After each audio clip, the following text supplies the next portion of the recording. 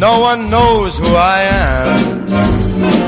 Put your head on my chest, and I'm Mr. Success. Never closed me a deal. Mr. Success, Ms. Success, are you out there? Just your head on my Are you listening? And I'm Mr. Success. Gotta love that song. Absolutely love Old Blue Eyes. Good morning, everybody. You're listening to Bill Sumner. This is the Inevitable Radio Show. So we are in a 3-part arc right now, and it's going to continue for several more weeks, entitled Business Greatness. So the first show in this arc was about your greatness. Do you want it? What do you think it's going to cost you? And the biggest thing we talked about, it's never as hard as you think it is. It's never as hard when you're aligned in a greatness pattern. Things actually get easier for you. Now, the fear goes up because you're doing something you've never done before. But the alignment of the desire, the alignment of the emotional matrix, the alignment of your thoughts, your focus, your beliefs, your feelings on I want great, I must have great, actually makes it easier. Now, in the second show, we began the actual principles that we're talking about. We talked about, first of all, inside out versus outside in. Do you function based on principles, values, rules, beliefs that come from the inside and emanate out to the world, meaning you are your drummer, you do set the tone, you organize the music, you are leading the marching band. It's less than 10% of people that do that. Most people, to calibrate their greatness, are outside in, which means they look to friends, to colleagues, to family, to bosses, to industry literature to tell them, is what I'm doing correct?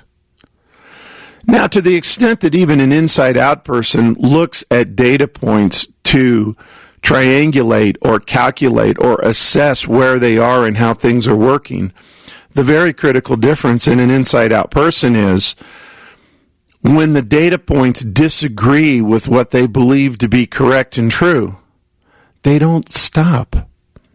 They don't back off. They don't say, oh, well, the world says that I'm wrong, or the world says I need to adjust my position. And when you think about business greatness, if you really want, right now, and you're listening to this show, you want business greatness, it will never come through other people's standards. It will always come through yours. And if they're the greatest version of you standards, then it's easier to get. And if you're wrong, life will adjust you. So inside out will always drive greatness. Outside in never will. In this segment, we're going to talk about what is the biggest reason that people get held back from business greatness. Discovering the biggest thing holding you back. But we first have to discover, what is the greatest version of you? What does that mean to be the greatest version of you? Now, some speakers and authors out there give you kind of the run-of-the-mill metaphors. You know, you can't get to second base without leaving first. Okay, yeah, that makes sense. And yes, I understand there's a number of people that are hugging first base, hoping to get to second and not willing to leave first. That makes sense. But to me, to inspire greatness, that isn't the metaphor that punctuates greatness for me. You know, if you don't make it to second, you actually run for second, you get thrown out, who cares? There's another inning. If you get thrown out, there's another game. If it's the last game of the season, there's another season. There's no danger with that. There's no risk with that. One of the things that we know about being in your greatness, your risk and fear goes up. So here's my metaphor for understanding the greatest version of you. This is what the greatest version of you will look and feel like. It's a trapeze. And we got to get from where we are to the greatest version of who we are. So we got to start climbing the tower. Now, for some people to climb the tower, and it's an infinite tower. It goes as high as the ceiling, through the clouds, into the skies. It goes as high as you can stand it. But it's a tower, and you're going to climb it. Now, for some people, the fear that they can handle and stand is 2 feet off the ground. That's great. If that is the highest platform you can go, you've got to go to the highest place you are afraid of. And you must go one more platform, because they're spaced evenly on the tower. So you're going to go to the highest platform you can possibly stand, and you're going to go one more. Now you're standing on a platform that just absolutely makes your knees weak, makes your stomach churn, you're puckered in every part of your body, because you're at a place you've never been before. And as you stand on this platform and you hold your trapeze, you've got to look down and make the safety net disappear. There can be no safety net for the greatest version of you. Because if there's a safety net, if there's something that's going to rescue you, I don't care how small or how it's structured, if there's anything, one molecule of safety in this metaphor, it's not the greatest version of you. It's the near greatest version. It's probably as close to greatness as you can come. It's not the greatest version of you. And by the way, the greatest version of you is not about perfection. In fact, we're going to talk about, in order to find the greatest version of you, you have to have huge imperfection. Because it's in the imperfection, which we also call challenges, which some people call problems, and some people hate their problems and wish they didn't have problems. Great people love their problems because they call them challenges, because it's in the challenges that we grow. It's in solving the challenges that we develop. Challenges are integral and necessary to greatness. If you want a challenge-free life, greatness is not a pattern for you. And again, that's not a bad thing, but don't wake up in the morning and tell yourself that you're teaching your child greatness. You're going to work pretending that you want to be great that day, and you're sitting there going, God, I hope I don't have any challenges. Don't give me any challenges.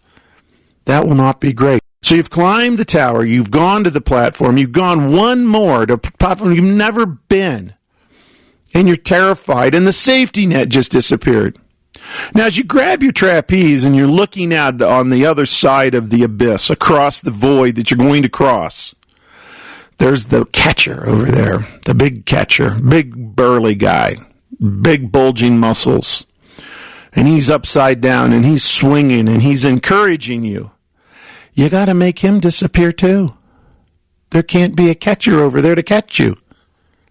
Because think about it. If you fail, what if it was his fault? What if he was thinking about his grocery list and he didn't catch you? Or what if his hands were slippery and he didn't catch you? To put your greatness in the hands of someone else to make the final link to success, yeah, that's not going to be your greatness. So you've climbed a tower. You've got to a platform. You've gone one platform more. You're terrified. There is no safety net. There is no catcher. And there's one final thing in order for the greatest version of you to appear. There can't be a trapeze over there. So as you grab your trapeze and you get ready and you swing out and you're swinging and you realize you're going to release into the abyss, you're going to go into the void, and there's no safety net. Here's the truth about great people. They're so determined. They're so driven. They're so motivated. They so must accomplish whatever their truth is. There can't be a trapeze over there. Because here's the truth. By the time you get there, the trapeze will appear. Thank you for listening to the Inevitable Podcast. Please visit our website for more information on this extraordinary coaching system at www.theinevitableyou.com. Then, sign up for your 2-week free trial of our membership to gain access to hundreds of hours of amazing content and tools just like this. Now, back to Bill. You must know with complete certainty, and you're willing to fall from this height that terrifies you. You're willing to fall, to risk everything. And when you let go, you've climbed the tower, gone one more platform, there is no safety net, there is no catcher, and now there's no trapeze, because when you fly, when you soar, when you let go, and you commit to the other side, you know, you believe, you have faith. You can be, by the way, would you be afraid or not afraid in this position? At some level, when you get the wherewithal, the knowledge, the togetherness to commit to your greatness, and you're willing to fly. Most people think, well, the fear should go down. I went to that seminar, I've had a breakthrough. I worked with that coach, I've had a breakthrough. I'm safer, I'm better. It's less risky now because I've had my breakthrough. But the fact of the matter is, after the breakthrough, and you begin climbing the mountain again, so you've been putzing around on the side of the mountain where you've been stuck, you create a breakthrough for yourself, however that breakthrough comes, and now you start climbing again, the mountain's getting steeper and harder, and you're in a place you've never been before. So think about it in this metaphor, and it's a real place, because if you're betting on a small company, or if you're betting on a sales strategy, or you're betting on your business, and you're betting your career because your boss doesn't believe it, because you're an inside-out man or woman, and you know this is greatness. You know what you need to do in this tough economy when customers are doing this and competition is doing that. It doesn't matter. You know.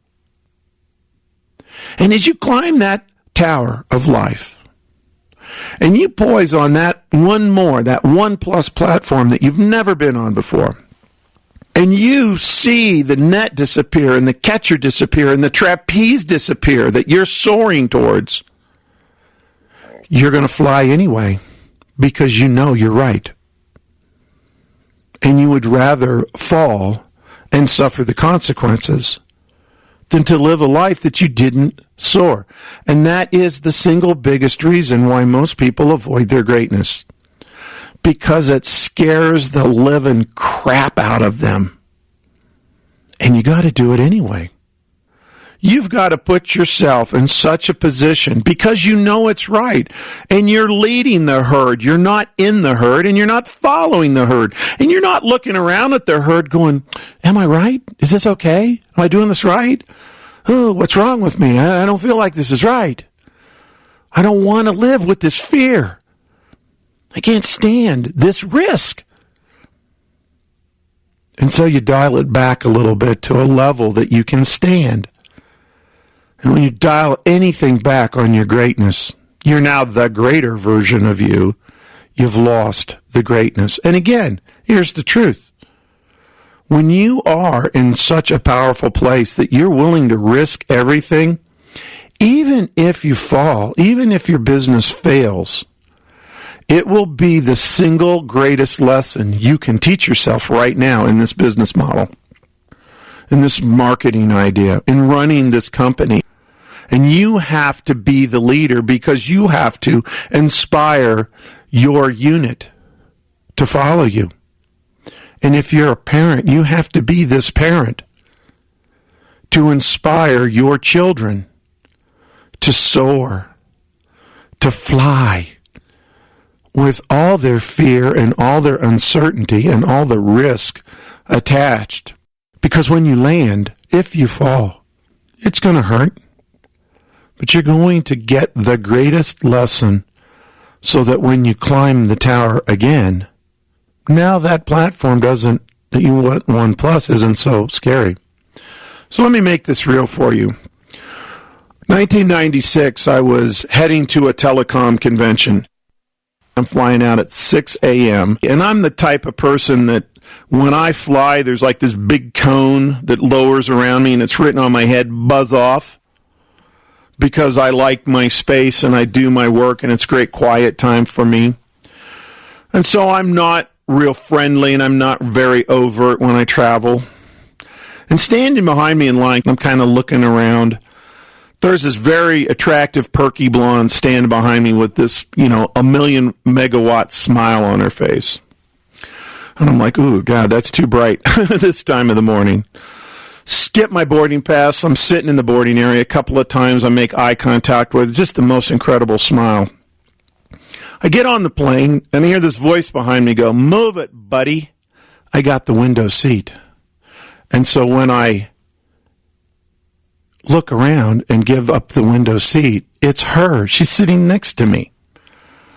Well, she's such a pleasant, outgoing personality. I say to her, I don't normally do this. I said, but you look very familiar to me.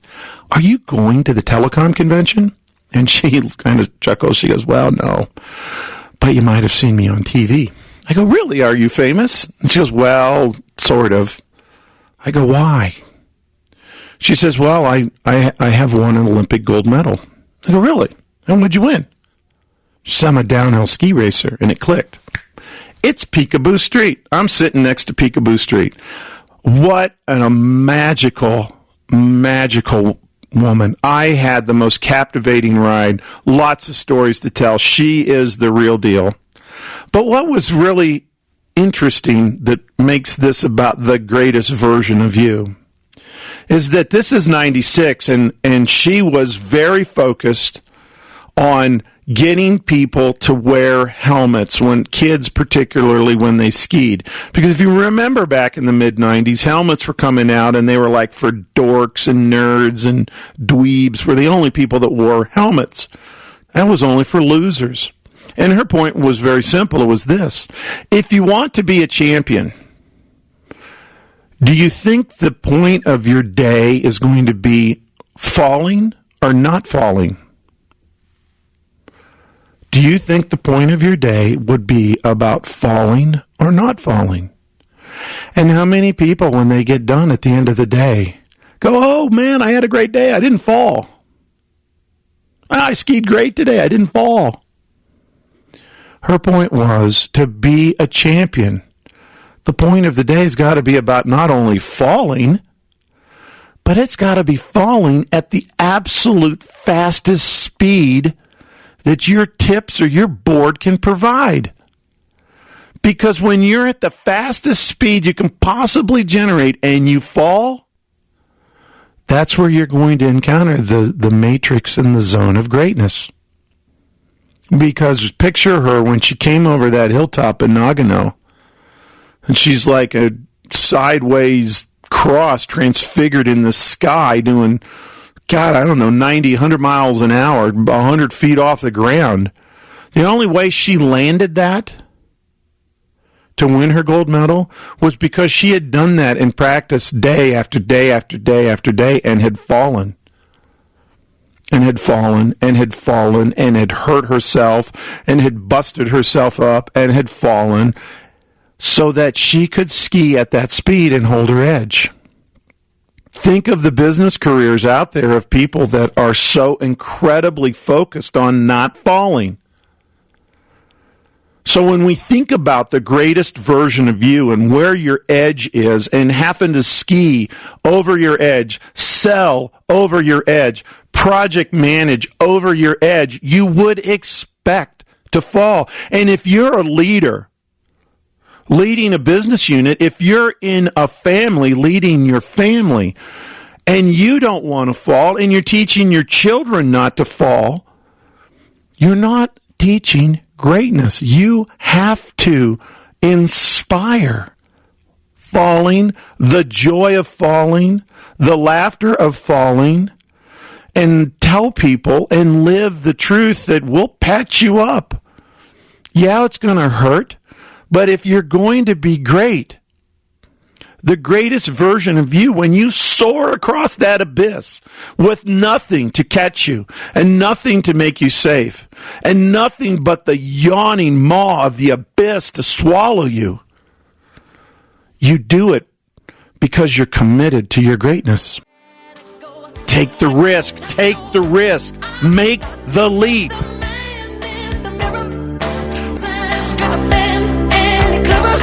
It make the world a better place. Take a look at yourself, then make a change. Thank you for listening to the Inevitable Podcast. Please visit our website for more information on this extraordinary coaching system at www.theinevitableyou.com. Then, sign up for your 2-week free trial of our membership to gain access to hundreds of hours of amazing content and tools just like this.